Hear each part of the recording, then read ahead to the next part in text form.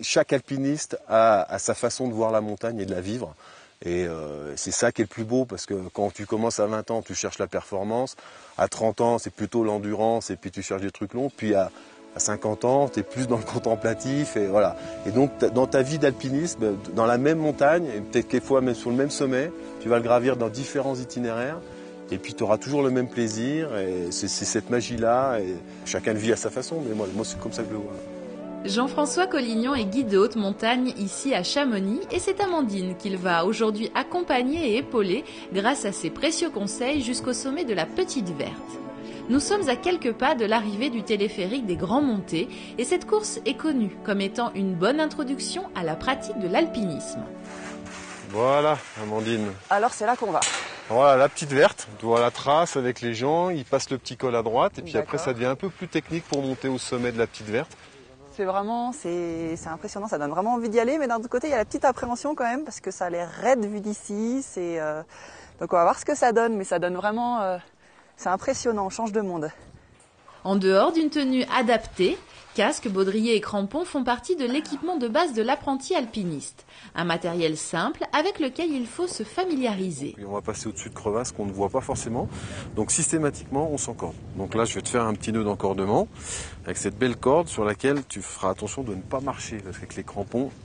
S'encorder, marcher avec des crampons, appréhender ce nouveau milieu, c'est le but d'une course d'initiation comme celle-ci. C'est un milieu forcément technique, mais qui est accessible à tout le monde, hein, parce qu'on a toujours les images d'extrême.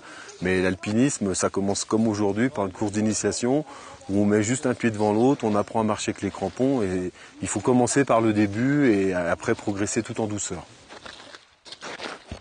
Une bonne condition physique et une connaissance de l'escalade sont nécessaires à la pratique de l'alpinisme.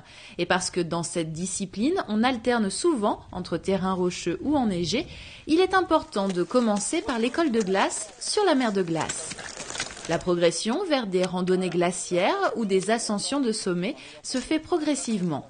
Il y a des courses très faciles, style la traversée de la Vallée Blanche, ça c'est des courses à la journée, et puis dans le massif du Mont Blanc, et puis si on veut faire un petit sommet, style l'Aiguille du Tour, un sommet en 2 jours, ça amène à un sommet très panoramique où on est parti dans la nuit, voilà, on a fait une approche de la haute montagne avec le respect des horaires, le lever du jour, voilà. Et ça c'est accessible à n'importe qui est capable de marcher 4-5 heures sans s'arrêter, quoi. Mais c'est vraiment facile techniquement, il n'y a aucun problème.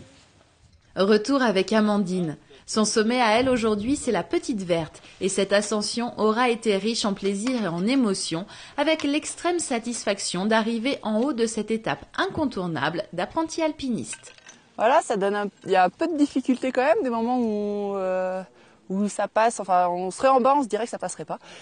Mais là, avec le guide au-dessus, l'assurage, le matériel, c'est vrai que ça rassure. Et puis au final, en prenant un peu sur soi, mais c'est aussi le but du jeu de l'alpiniste, c'est de se dire qu'on va se dépasser un peu. Donc en se dépassant, ça passe. Et après, la récompense arrivée au sommet, c'est merveilleux.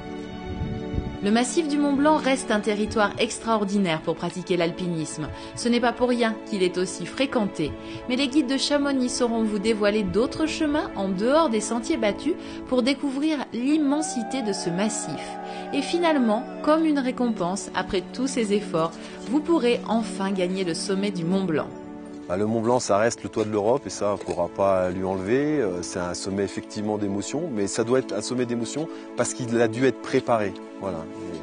Et c'est l'aboutissement d'un projet.